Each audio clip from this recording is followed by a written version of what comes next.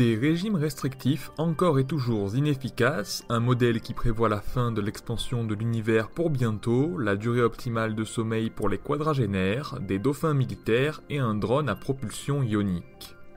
Bonjour à toutes et à tous, je suis Julien Hernandez et bienvenue dans Fil de Science, le podcast Futura où on résume ensemble l'actualité de la semaine. Parmi les experts en nutrition, c'est un état de fait bien connu. Les régimes restrictifs sont néfastes. Malgré ça, ces derniers continuent de faire la une des magazines.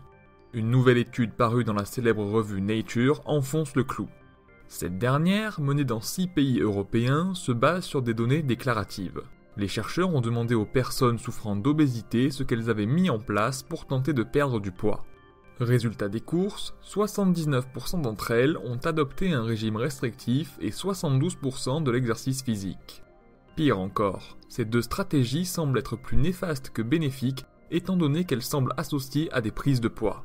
Contre l'épidémie croissante d'obésité en Europe, peut-être faudrait-il, en plus de la recherche en génétique et en pharmacologie, se concentrer davantage sur des causes environnementales et sociales pour espérer inverser la tendance de la courbe dans les décennies à venir.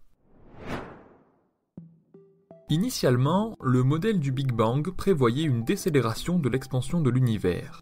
Les observations empiriques ont formellement contredit cette hypothèse, menant les chercheurs à théoriser ce qui est désormais connu sous le nom d'énergie noire et qui permet d'expliquer l'expansion apparemment sans limite de l'univers.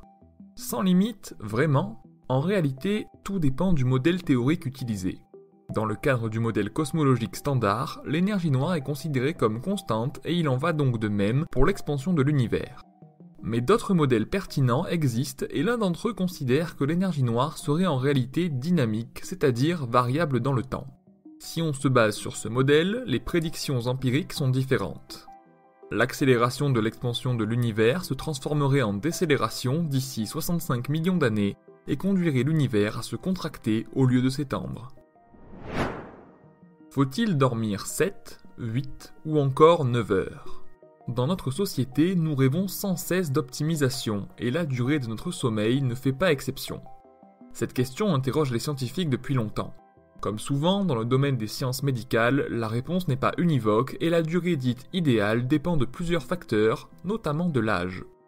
Pour tenter de la déterminer chez les personnes de plus de 40 ans, des chercheurs ont trouvé des associations entre une durée de sommeil de 7 heures et la bonne santé de plusieurs régions du cerveau.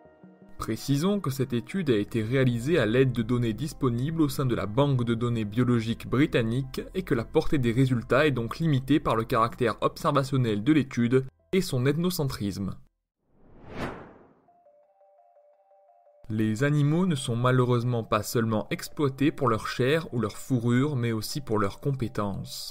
Depuis quelques jours, nous avons la confirmation que l'armée russe a posté des dauphins au sein du port de Sébastopol, en Crimée. La raison est simple, ces derniers sont plus adaptés à l'environnement marin et peuvent repérer des ennemis qui tenteraient de s'approcher grâce à leur capacité d'écholocation. Des drones sous-marins sont évidemment en cours d'élaboration, mais il reste difficile, selon les experts, de lutter contre des centaines de millions d'années d'évolution. Rappelons que ce n'est pas la première fois que des animaux marins sont utilisés à des fins militaires. Les États-Unis, par exemple, ont eu recours à de telles stratégies lors de la guerre du Vietnam. Et pour finir, allons faire un tour du côté de la Floride et de ses innovations technologiques. La société Undefined Technologies a présenté récemment le prototype d'un futur drone à propulsion ionique. Pour l'instant, l'appareil ne tient que quelques minutes dans les airs et en intérieur. Il reste encore de longues heures de travail aux ingénieurs pour parvenir à concurrencer d'autres types d'engins disponibles sur le marché. Les images du drone à propulsion ionique en cours de vol sont à retrouver sur Futura, bien entendu.